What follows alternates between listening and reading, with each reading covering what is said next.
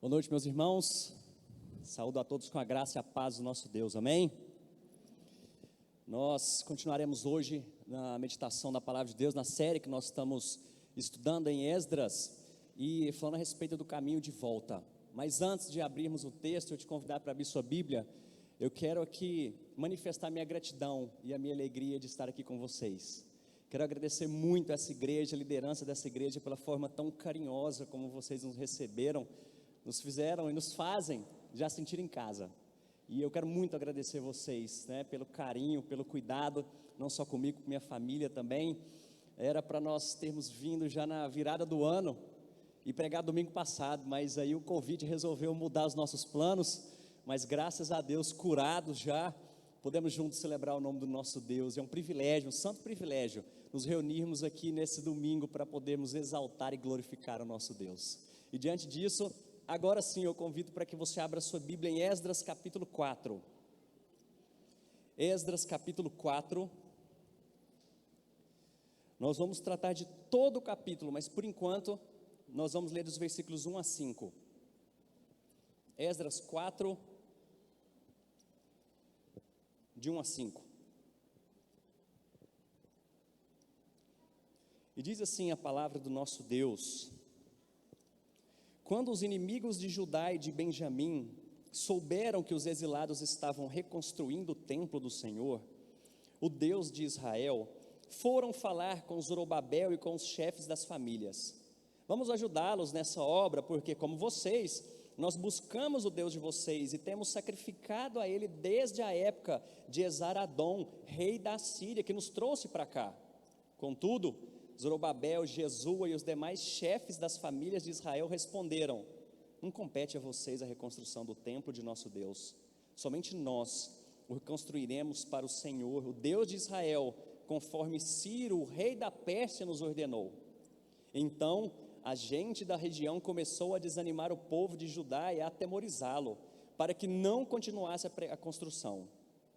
Pagaram alguns funcionários para que se opusessem ao povo e frustrassem o seu plano. E fizeram isso durante o reinado de Dario, do reinado de Ciro até o reinado de Dario, reis da Pérsia. Eu vou só ler o último versículo, não está aí no texto, mas o último versículo do capítulo 4, versículo 24, diz assim: assim, a obra do templo de Deus em Jerusalém foi interrompida e ficou parada até o segundo ano do reinado de Dario, rei da Pérsia. Vamos orar mais uma vez? Pai bendito, obrigado porque o Senhor nos dá o santo privilégio de adorá-lo, de bendizê-lo. Pai, como é bom saber que o Senhor está aqui no nosso meio. E o que nós viemos fazer aqui nessa noite é servi-lo, honrá-lo, adorá-lo, Deus digno de toda honra, o Deus digno de todo louvor. E agora, diante da tua santa palavra, eu rogo para que o teu Espírito continue a nos conduzir, dando-nos entendimento a respeito desse texto.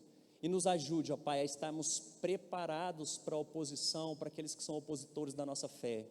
Que nós possamos permanecer firmes no Senhor, porque sabemos qual a recompensa que nos aguarda. Nós oramos assim em nome de Jesus. Amém. Tem um livro de um autor chamado Charles Swindoll, que chama 3 passos para frente e 2 para trás. E ele fala a respeito do crescimento, do desenvolvimento que cada um de nós tem, que é natural, que é normal.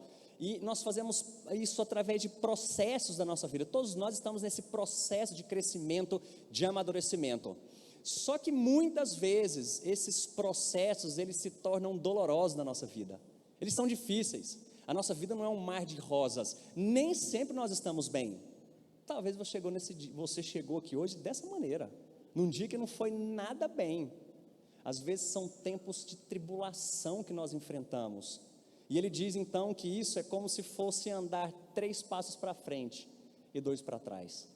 E o texto que nós lemos aqui em Esdras capítulo 4, encaixa muito bem nessa história de 3 passos para frente e 2 para trás, porque perceba bem a história. O povo cativo na Babilônia havia sido levado escravo para a Babilônia, eles haviam sido invadidos, a terra invadida, agora se tornaram escravos, mas Deus, na sua infinita bondade, o primeiro capítulo fala a respeito disso, que Deus move o coração do rei para que ele permitisse que o povo retornasse a Jerusalém para a reconstrução de toda a cidade. Um passo para frente. Mas também 50 mil pessoas, dentro de muitos que estavam lá, eles resolvem retornar, não foram pouquíssimas pessoas. Dentro do povo de Israel era pouca gente, mas 50 mil pessoas voltaram para reconstruir a cidade e o templo. 2 passos para frente. E o capítulo 3, o anterior, que nós vimos no domingo passado, mostra exatamente a fundação do altar, quando eles reconstroem o altar e fazem a fundação do templo. 3 passos para frente. Só que agora daqui para frente, nós vamos perceber que eles vão ter que regressar alguns passos, porque algumas pessoas, não muito felizes com isso, resolvem ir contra essa construção desse templo, como nós vamos ver aqui nesse texto. Eles tiveram que dar um passo para trás, mas não só isso, eles não tiveram que interromper, mas foram 16 anos parados nessa obra. Mais um passo para trás. E parece que a nossa vida muitas vezes é assim. Isso tem a ver muito conosco, parece que a gente está numa montanha russa da nossa fé. Tem dias que são muito bons, semanas, meses que são muito bons, a gente está com a fé vigorosa. Mas tem dias que a gente está com a fé fraca, está com um testemunho ruim, está difícil de até, acha que a oração da gente não passa do teto, que não tem ninguém ouvindo as nossas orações, e muitas vezes nós pensamos, poxa vida, eu não sei se vale a pena eu querer voltar de novo para o Senhor, voltar à terra, a esse momento que Deus me chamou, porque daqui a uns dias eu sei que eu vou cair de novo. Mas o texto vem justamente a nos ensinar que nós precisamos estar preparados para a oposição. E diante disso, eu quero falar para você, preste bem atenção nessa frase: sempre que você assumir um compromisso com o Senhor, esteja preparado para enfrentar a tentativa implacável do inimigo de fazer você retroceder. Quero ler de novo aqui, vamos ler juntos essa frase que está aí na sua frente? Sempre que você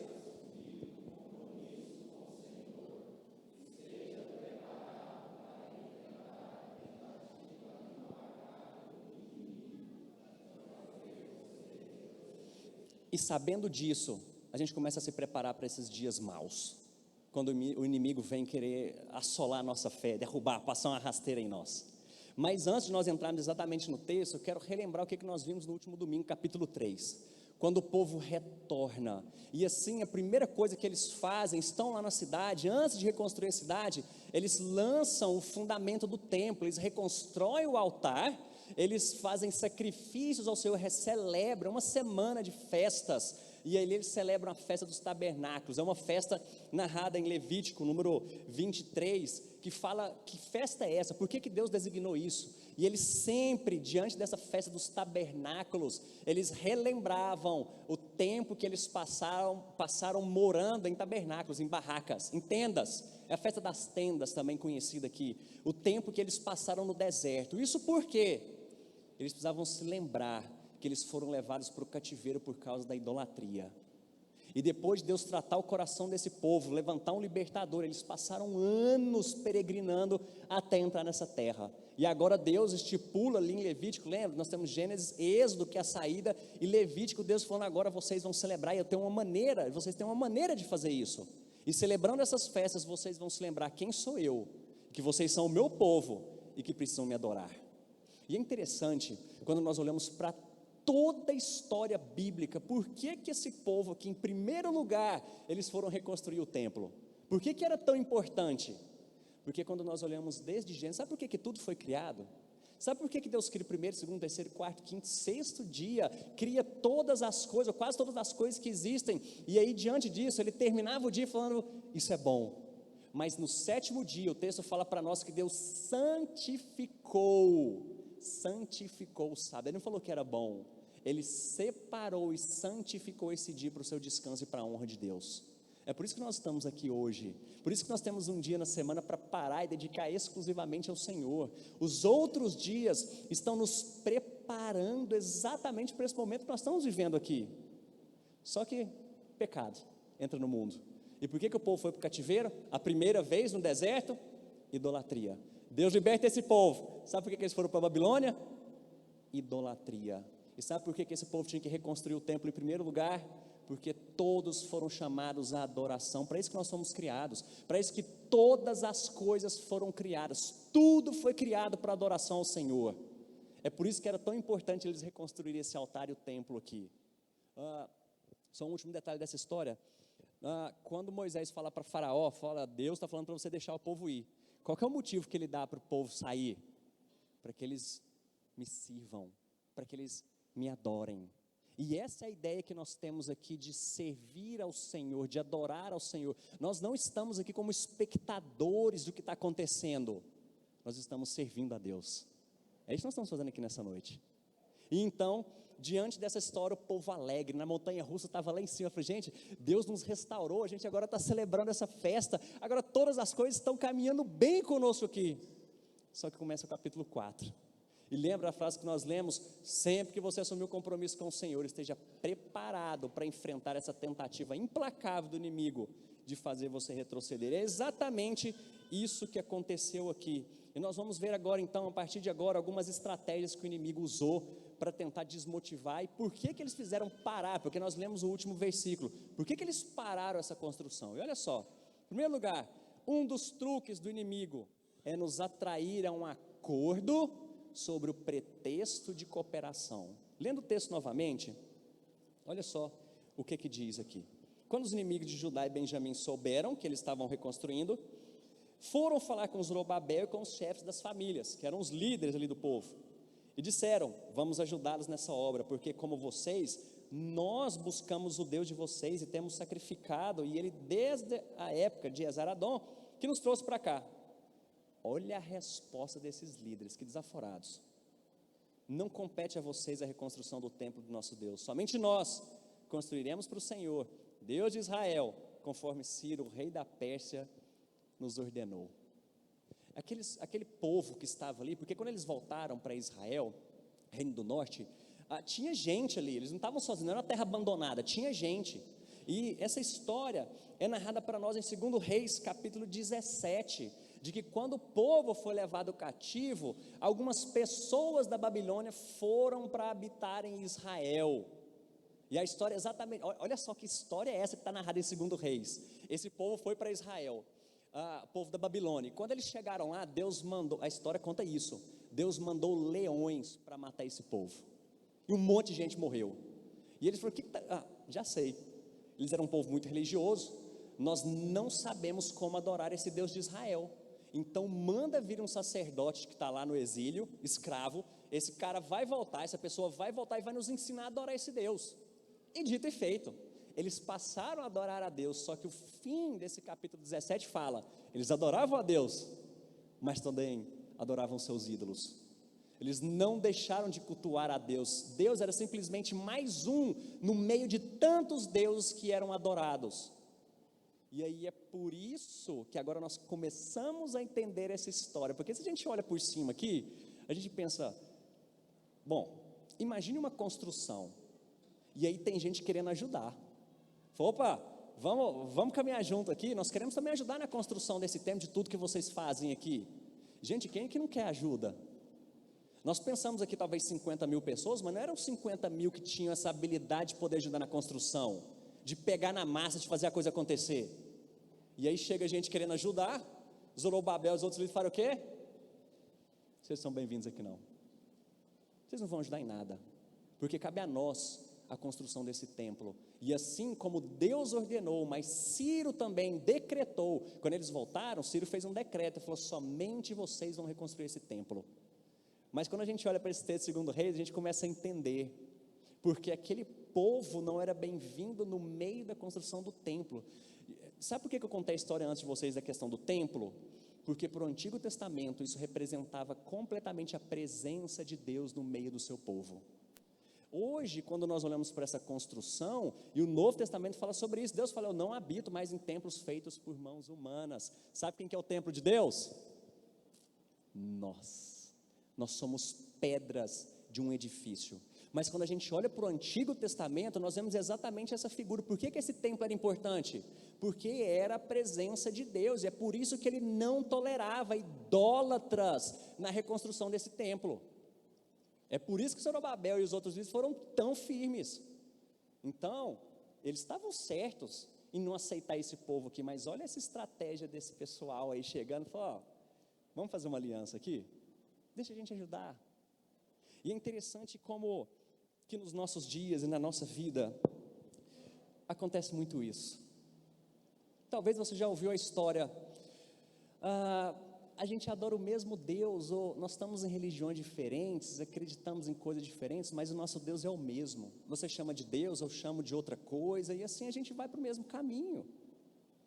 E é exatamente esse tipo de história que nós vemos aqui Esdras nos contando e combatendo, que nós não servimos ao mesmo Deus.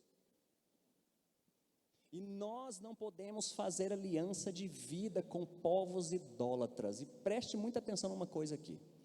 Eu não estou falando para você, o texto não nos fala que você não pode se envolver com pessoas que não são cristãs, verdadeiramente cristãs. Às vezes você trabalha com gente que não é cristã, você convive, tem gente na sua família, e esse texto não está falando para você, olha, você não é mais minha família. Não é isso não, mas o que ele está dizendo é de uma vida consagrada ao Senhor, é de uma vida de adoração. Presta atenção que o que está em jogo aqui é a adoração ao Senhor, e de maneira muito prática, pessoas que se associam conosco, que falam, eu até vou na sua igreja também, mas vocês fazem às vezes parte de grupo de WhatsApp que compartilha pornografia, que compartilha tudo quanto é tipo de nojeira que existe. Eu falo, não cara, mas a gente serve ao mesmo, fica tranquilo. Isso começa a vir assolar a sua fé. Ou então você compartilha com pessoas que vivem falando da vida dos outros, que falam mal de outros, tudo quanto é tipo de, mas a gente serve o mesmo Deus, afinal de contas. E presta atenção que o texto está nos alertando aqui, que o inimigo vem justamente para fazer associação conosco, com esse pretexto de ajudar a gente a caminhar juntos, mas que não tem nada a ver com o caminho de Cristo. Mas ele continua. O inimigo, em segundo lugar, frequentemente usa a ferramenta do desânimo, versículo 4. Então a gente da região começou a desanimar o povo de Judá. Nós não sabemos como que eles fizeram isso aqui, o texto não fala para nós. Mas provavelmente eles chegavam para esse povo, viram que não ia ter como fazer essa aliança, e falaram, não vai trabalhar conosco não, né? Não quer estar juntos não, essa obra de vocês vai dar certo não, vocês nem sabem construir, vocês nem têm material, vocês não têm nem dinheiro. E provavelmente começaram a chegar para a liderança e falar, tipo de líder vocês são, tem gente muito mais preparada aqui. Falaram, vocês vão construir? Provavelmente eles vão invadir vocês de novo. E começou a desanimar esse povo. E olha só como o inimigo também pode fazer isso conosco. Às vezes você está aqui na igreja animado, empolgado, mas você fica sabendo que outra pessoa falou do trabalho que você faz. Às vezes você está animado em servir ao Senhor aqui, mas o pastor nem falou comigo hoje. Olha só o jeito que ele cumprimenta o outro lá, nem me cumprimenta. Você começa a ficar desanimado. Aí chega num domingão desse, dia chuvoso, você, né, acordou tarde, às vezes deu uma geral na casa, foi jogar bola, fez alguma coisa hoje, chega na hora do culto, tomar um banho. Trabalhei a semana inteira, rapaz. Hoje é o único dia que eu tenho de folga aqui.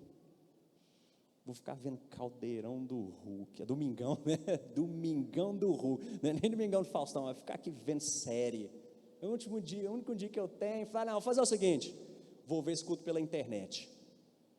E aí você está vendo esse culto pela internet, já não quis vir aqui hoje, domingo, tem que sair da minha casa, e aí você está vendo esse culto, sobe uma propaganda de um filme lá, lançamento da Netflix, depois durante a semana eu assisto esse culto, né, vou assistir um filme aqui, isso vai te desanimando, mas não só isso, esse povo continua, e mais uma vez, além disso, depois desse desânimo, eles fazem aqui através do medo. O inimigo frequentemente usa o medo, porque o texto diz aqui para nós, versículo 4, que eles começaram a desanimar o povo e a atemorizá-lo, para que não continuasse a construção. Essa questão do medo aqui é algo muito importante na nossa vida, porque quando a gente resolve ser crente, fiel ao Senhor, muitas vezes o inimigo vem ameaçar, é o seu sustento, é o seu trabalho. Eu falei, poxa, mas se eu fizer desse jeito aqui, eu vou ser mandado embora. Se eu fizer dessa forma aqui, como é que vai ficar meu sustento, minha família? Eu tenho uma família para cuidar. Como se o seu sustento dependesse da sua força. Poxa vida, mas se eu perdoar fulano, ele me atacou, olha só o que ele fez, se eu perdoar, como é que vai ficar essa história? Ele vai sempre fazer isso comigo. Como se Cristo não tivesse perdoado seus pecados naquela cruz.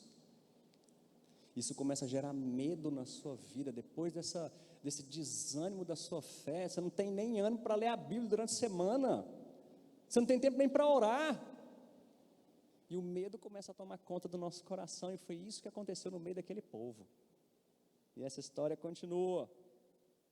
Quarto lugar, o inimigo usa de desinformação e falsas acusações para se opor. Versículo 5 fala: pagaram alguns funcionários para que se opusessem ao povo e frustrassem o seu plano, e fizeram isso durante o reinado de Ciro, até o reinado de Dario, rei da Pérsia. Olha só que dado é esse aqui. Eles fizeram isso durante todo o reinado de Ciro, até o reinado de Dario, rei da Pérsia. Você acha que corrupção é coisa do nosso tempo? Olha só o que aquelas pessoas fizeram. Porque o povo de Deus não quis se associar com eles. Eles subornaram, pagaram pessoas para inventar história, para falar. E que histórias foram essas? Agora, diante desse texto aqui, os versículos próximos, a gente começa a entender. E olha aqui o que diz. O texto não está projetado aí, mas se você não está com sua Bíblia aberta, não está com ela aí, preste atenção quando diz: no início do reinado de Xerxes, que é Assuero, apresentaram uma acusação contra o povo de Judá e de Jerusalém. E nos dias de Artaxerxes, que é outro rei, rei da Pérsia, aí tivemos um monte de gente aqui: Bislão, Mitredate, Tabiel e o restante de seus companheiros escreveram uma carta a Artaxerxes. A carta foi escrita em aramaico, com caracteres aramaicos, era a língua oficial que se escrevia em algum documento oficial. O comandante e algumas pessoas escreveram a carta dizendo: os juízes, versículo 9, os juízes oficiais de Trípoli, da Pérsia, de Ereque, de Babilônia, os elamitas de Suzã e de outras nações que o grande e renomado Assurbanipal deportou e assentou na cidade de Samaria, noutros lugares ao oeste do Eufrates, escreveram os seguintes termos: ao rei Artaxerxes, de seus servos que vivem ao oeste do Eufrates, informamos o rei que os judeus chegaram a nós da tua parte, vieram a Jerusalém, estão reconstruindo a cidade rebelde e má, estão fazendo reparos nos muros e consertando os alicerces. Além disso, é preciso que o rei saiba que se essa cidade for reconstruída e os seus muros reparados, não mais se pagarão impostos, tributos ou taxas, e as rendas do rei sofrerão prejuízo. Agora, visto que estamos a serviço do palácio, e não nos é conveniente ver a desonra do rei, nós lhe enviamos essa mensagem ao rei, a fim de que se faça alguma pesquisa nos arquivos dos seus antecessores. Nesses arquivos o rei descobrirá e saberá que essa cidade é uma cidade rebelde, problemática para reis e províncias, um lugar de revoltas desde épocas antigas, motivo pelo qual foi destruída. Informamos ao rei que se essa cidade for reconstruída e seus muros reparados, nada lhe sobrará a oeste do Eufrates.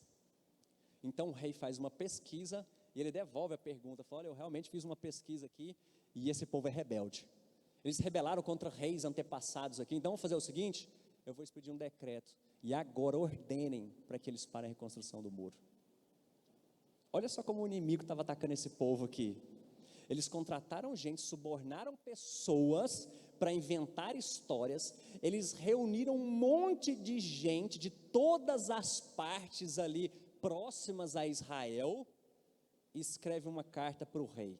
Só que tem uma parte interessante, isso aqui é só um parênteses fazendo aqui, de que a partir do versículo 6, Esdras olha para trás de uma história. Imagina o seguinte: esse povo voltou, uma primeira parte da história, esse povo voltou para Israel e está reconstruindo o altar e o templo, ok?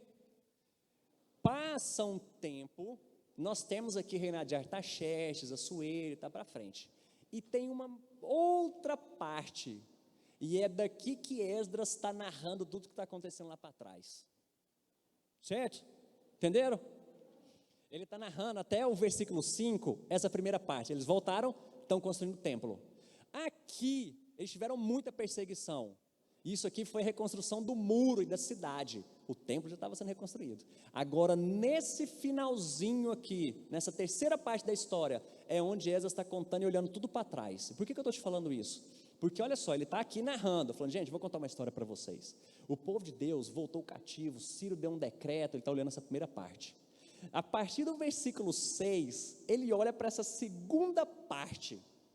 Então nós não temos uma ordem cronológica do texto aqui exata, mas o que é a ideia que nós temos, o que Esdras está querendo mostrar aqui? Ele falou, sabe essa perseguição? Ela não durou pouco tempo não, foi durante todo o tempo da existência desse povo de Israel, o inimigo querendo derrubar a fé desse povo.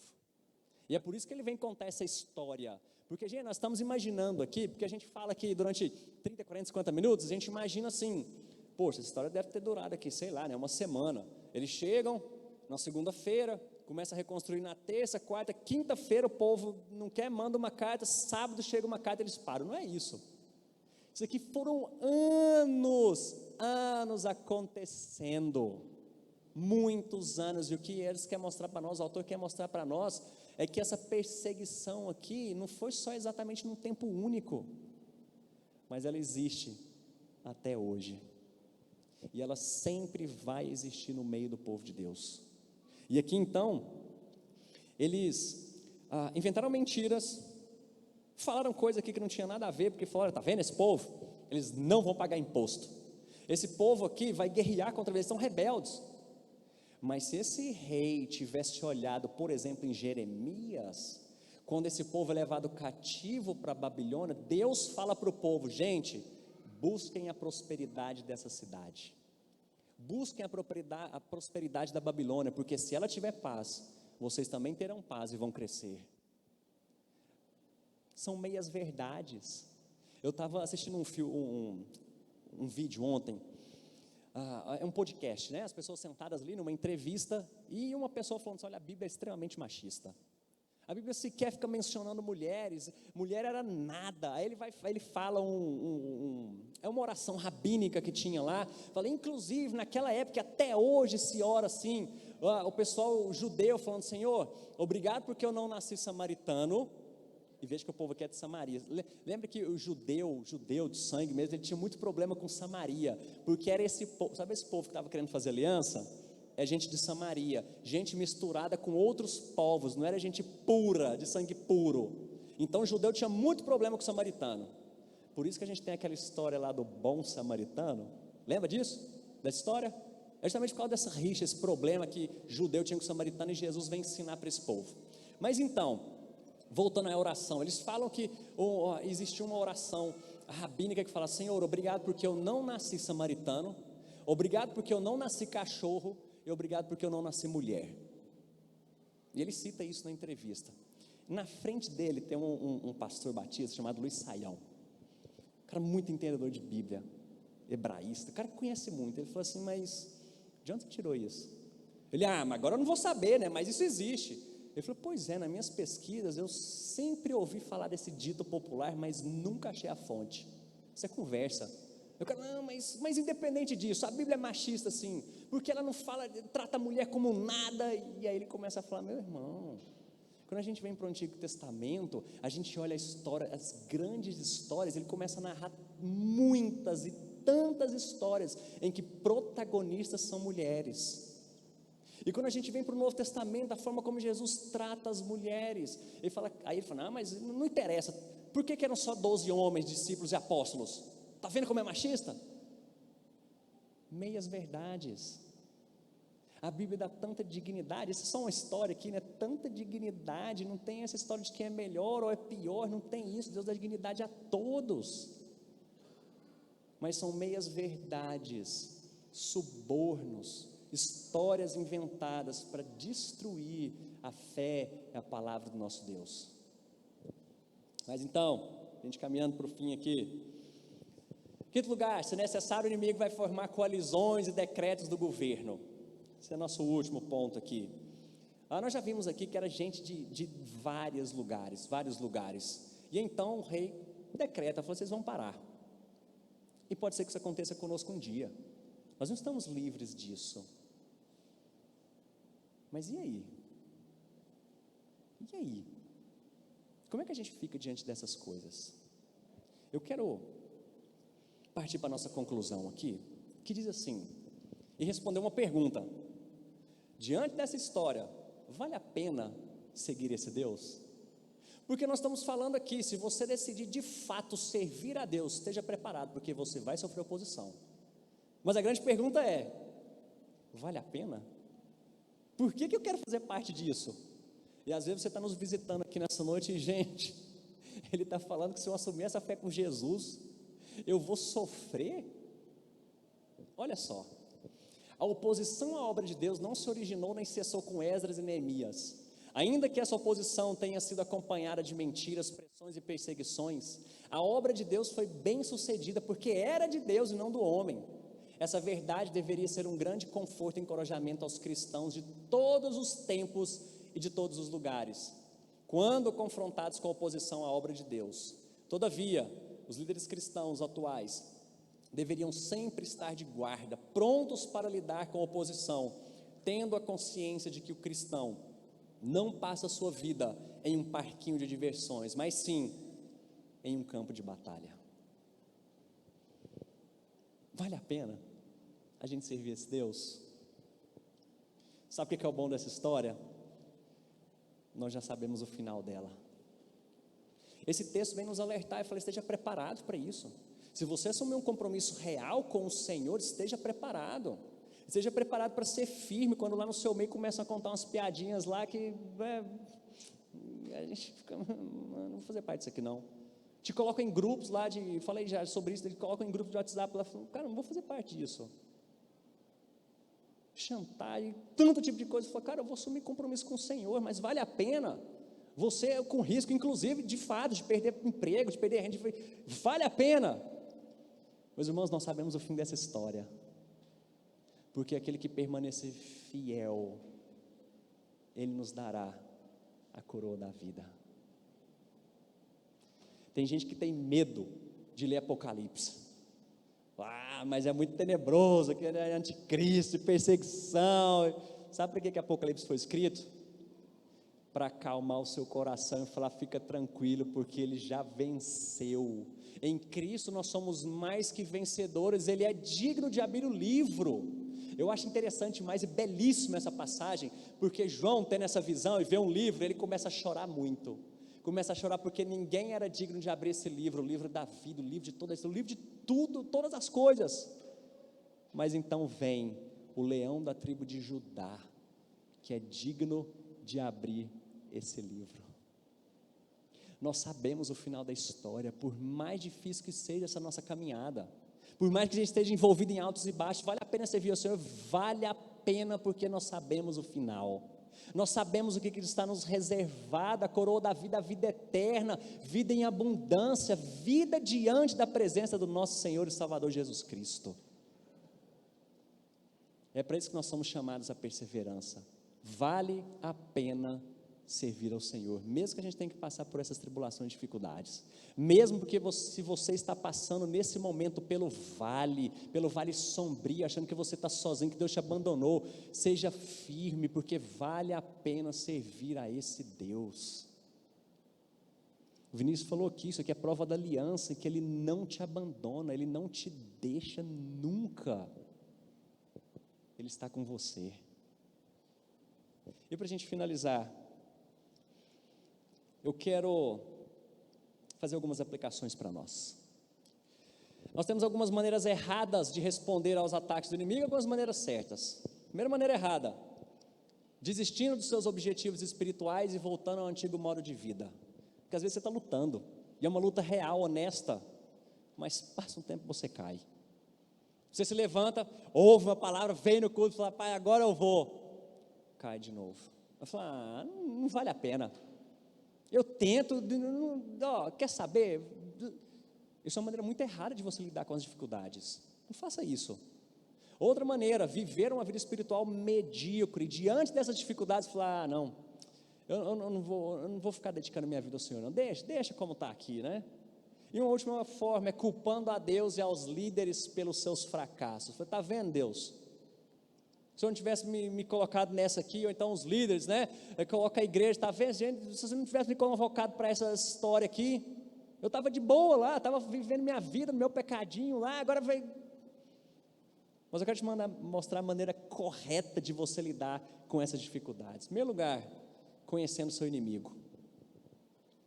Interessante, quando a gente vai para 2 Coríntios, capítulo 2, versículo 11, Paulo está falando de problemas na igreja, de gente que não perdoa. Ele falando, gente, vocês precisam perdoar. Por mais que o outro irmão tenha te ofendido, fez coisa difícil, você precisa perdoar. Sabe por quê? Porque Satanás quer isso. Ele fala isso, nós sabemos quais são as suas intenções.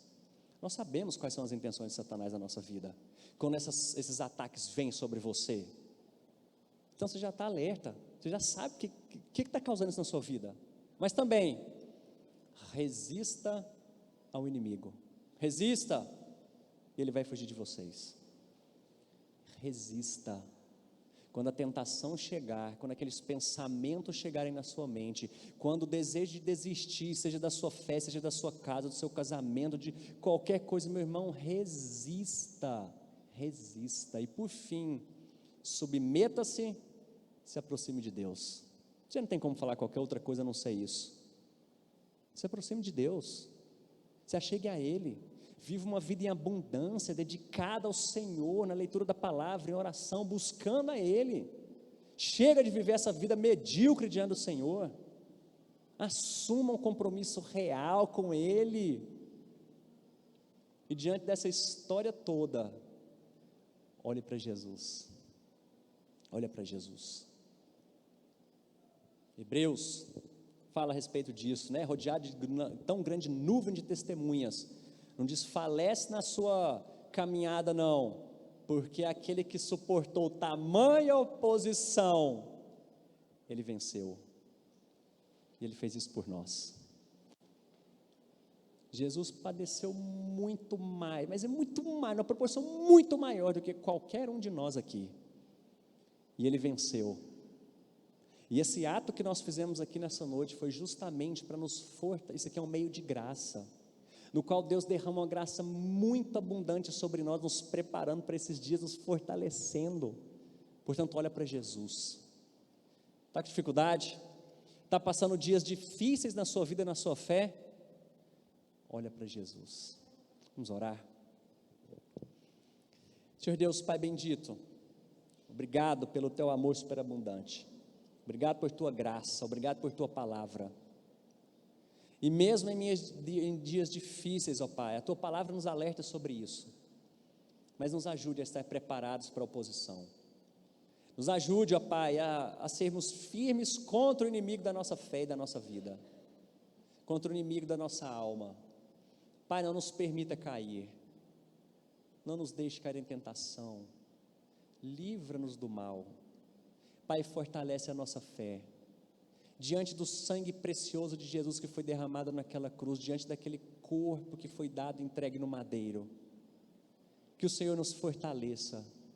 Pai, dá-nos uma semana abençoada de vitória na Tua presença contra o pecado, contra o mal, contra as tentações. Firma a nossa fé, porque nós sabemos que em Ti somos mais que vencedores, mas temos a esperança daquilo que nos aguarda na eternidade. Portanto, firma os nossos pés. Nós oramos assim em nome de Jesus. Amém.